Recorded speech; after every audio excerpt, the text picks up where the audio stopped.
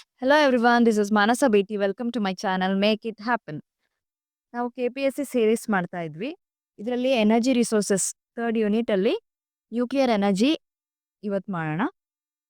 Nuclear energy ಅಂದ್ರೆ ಏನು ಅಂತ ಹೇಳಿದ್ರೆ energy which comes from nuclear reaction. Nuclear reaction ಅಂತ ಹೇಳುವಾಗ ಫಿಷನ್ ಆಗಿರ್ಬೋದು ಇಲ್ಲ ಫ್ಯೂಷನ್. ಇದೆರಡು ರಿಯಾಕ್ಷನ್ ಇಂದ ನಮಗೆ ಸಿಗೋ ಎನರ್ಜಿನ ನ್ಯೂಕ್ಲಿಯರ್ ಎನರ್ಜಿ ಅಂತ ಕರಿತೀವಿ. Will see what is fission here. Fission ಅಂತ ಹೇಳಿದ್ರೆ ಒಂದು ನ್ಯೂಟ್ರಾನ್ ಇರುತ್ತೆ. ಇದು ಹೆವಿ ಇರುತ್ತೆ ಅಂಡ್ ಅನ್‌ಸ್ಟೇಬಲ್ ಇರುತ್ತೆ. ಇದೇನಾಗುತ್ತೆ ಇನ್ನೊಂದು ನ್ಯೂಟ್ರಾನ್ ಜೊತೆ ಏನಾದ್ರೂ ಕೊಲೈಡ್ ಆದಾಗ ಇದು ಸ್ಪ್ಲಿಟ್ ಆಗುತ್ತೆ. ಹೇಗೆ ಅಂತ ಹೇಳಿದ್ರೆ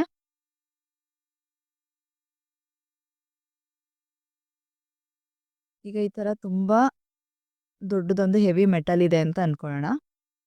ಹೆವಿ ಆಟಮ್.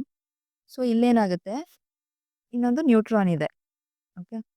ಇದು ಬಂದು ನ್ಯೂಟ್ರಾನ್ ಬಂದು ಈ ಆಟಮ್ ಜೊತೆ ಕೊಲೈಡ್ ಆದಾಗ ಈ ಆಟಮ್ ಏನಾಗುತ್ತೆ ಇದು ಎರಡಾಗಿ ಸ್ಪ್ಲಿಟ್ ಆಗುತ್ತೆ.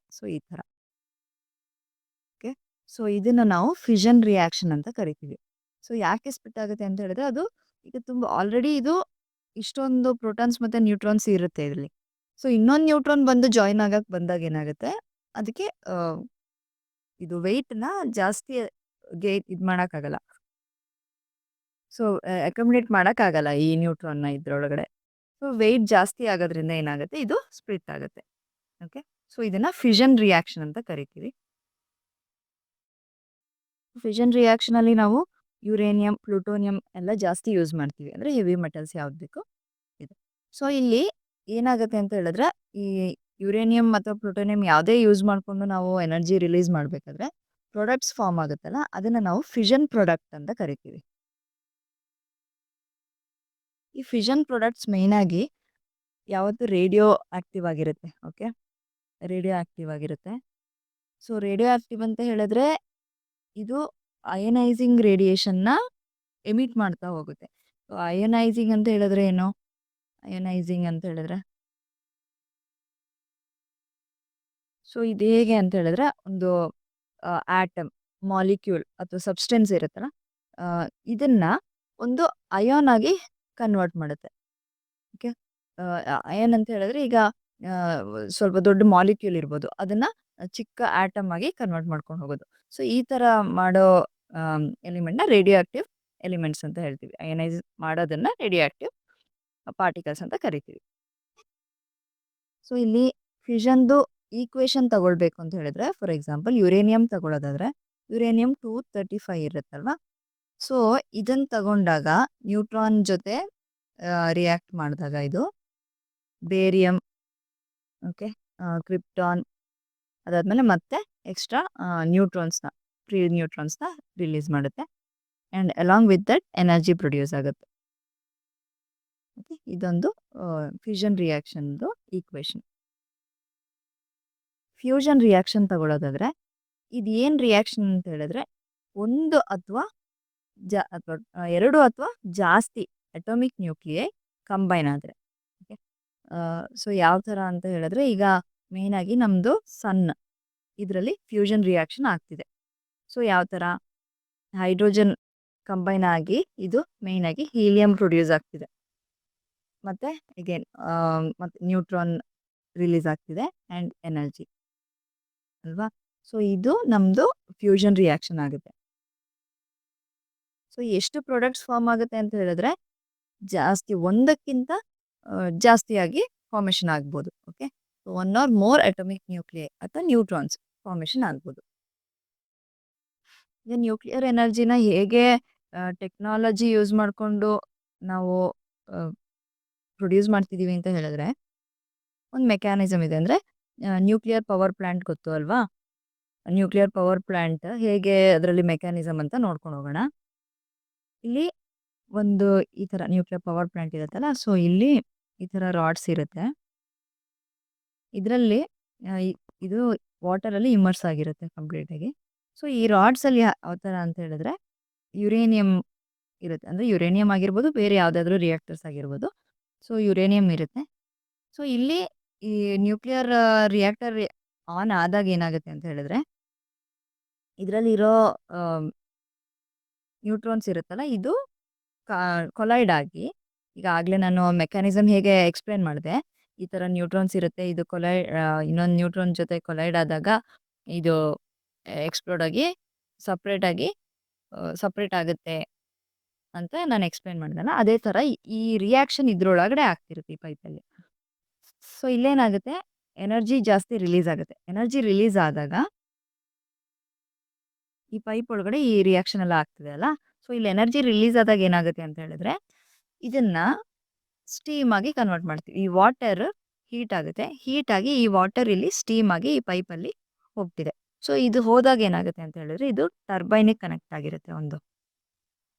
ಈ ತರ ಟರ್ಬೈನ್ ಇರುತ್ತೆ.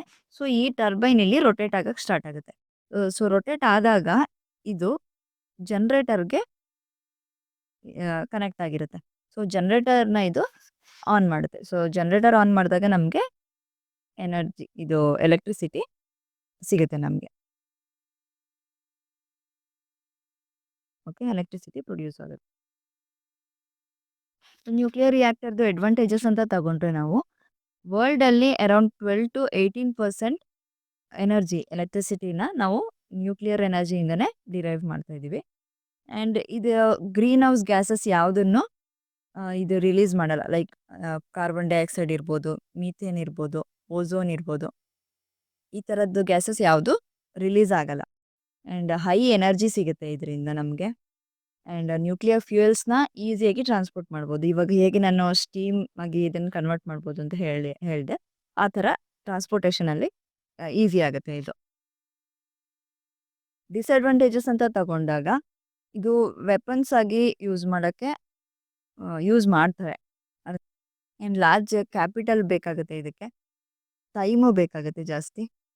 And radio active elements release ಆಗೋದ್ರಿಂದ ಇದು ಹ್ಯೂಮನ್ ಹೆಲ್ತ್ಗೆ ಎಫೆಕ್ಟ್ ಆಗ್ಬೋದು, ಆ್ಯಂಡ್ ಎನ್ವೈರ್ಮೆಂಟ್ಗೂ ಎಫೆಕ್ಟ್ ಆಗ್ಬೋದು.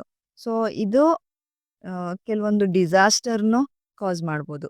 ಅಂದರೆ ಏನಾದರೂ ಎನರ್ಜಿ ಜಾಸ್ತಿ ರಿಲೀಸ್ ಆಗಿ, ಅಂದರೆ ಹೇಗೋ ಹೈ ಎನರ್ಜಿ ಇರೋದ್ರಿಂದ ಎನರ್ಜಿ ಜಾಸ್ತಿ ರಿಲೀಸ್ ಆಗಿ ಏನಾದರೂ ಇದು ಮೆಕ್ಯಾನಿಸಮಲ್ಲಿ ಏನಾದರೂ ಪ್ರಾಬ್ಲಮ್ ಆದರೆ ಅದು ಡಿಸಾಸ್ಟರ್ ಕಾಸ್ ಮಾಡೋಕ್ಕೂ ಚಾನ್ಸ್ ಇದೆ.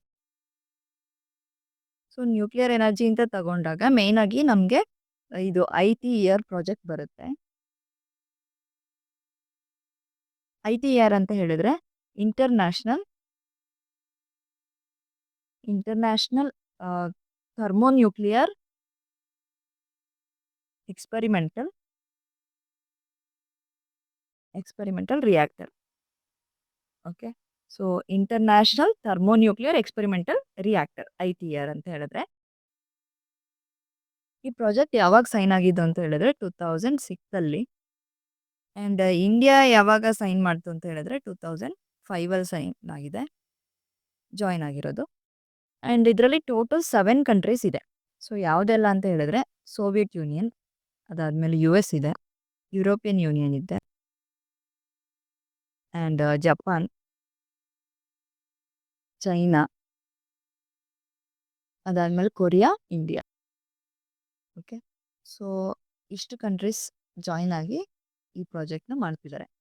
ಆ್ಯಂಡ್ ಫಂಕ್ಷನ್ ಇದ್ರದ್ದು ಹೇಗೆ, ಏನು, ಯಾಕೆ ಇದನ್ನು ಮಾಡ್ತಾ ಇದ್ದಾರೆ, ಆ್ಯಂಡ್ ಎಷ್ಟು ಎನರ್ಜಿನ ಪ್ರೊಡ್ಯೂಸ್ ಮಾಡೋಕ್ಕೆ ಮಾಡ್ತಿದ್ದಾರೆ ಅಂತ ಹೇಳಿದ್ರೆ, ಇದು ಮೇಯ್ನಾಗಿ 500 ಮೆಗಾವ್ಯಾಟ್.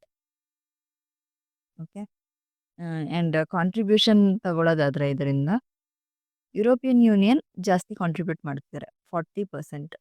ಓಕೆ, ಇನ್ನು ಉಳಿದಿರೋ ರಿಮೈನಿಂಗ್ ಕಂಟ್ರೀಸ್ ಎಲ್ಲ 10%, ಇನ್ಕ್ಲೂಡಿಂಗ್ ಇಂಡಿಯಾ 10% ನಾವು ಈ ಪ್ರಾಜೆಕ್ಟ್ಗೆ ಕಾಂಟ್ರಿಬ್ಯೂಟ್ ಮಾಡ್ತಾ ಇದ್ದೀವಿ ಅಮೌಂಟ್ನ. ಸೊ ಇಷ್ಟು ನ್ಯೂಕ್ಲಿಯರ್ ಎನರ್ಜಿ. ಸೊ ನೆಕ್ಸ್ಟ್ ಕ್ಲಾಸಲ್ಲಿ ಡಿಸಾಸ್ಟರ್ಸ್, ಪೆಸ್ಟ್ ಆ್ಯಂಡ್ ಪೊಲ್ಯೂಷನ್ ಇದೆಯಲ್ಲ, ಆ ಯೂನಿಟ್ ನೋಡೋಣ. ಆ್ಯಂಡ್ ಎಲ್ಲರೂ ಸಬ್ಸ್ಕ್ರೈಬ್ ಮಾಡಿ, ಶೇರ್ ಮಾಡಿ. ಸೊ ಪ್ಲೇ ಲಿಸ್ಟಲ್ಲಿ ನಾವು ಇದರ ಕಂಪ್ಲೀಟ್ ವೀಡಿಯೋಸ್ನ ಕೊಟ್ಟಿರ್ತೀನಿ, ಅದನ್ನು ಚೆಕ್ ಮಾಡ್ಕೋಬೋದು. Thank you.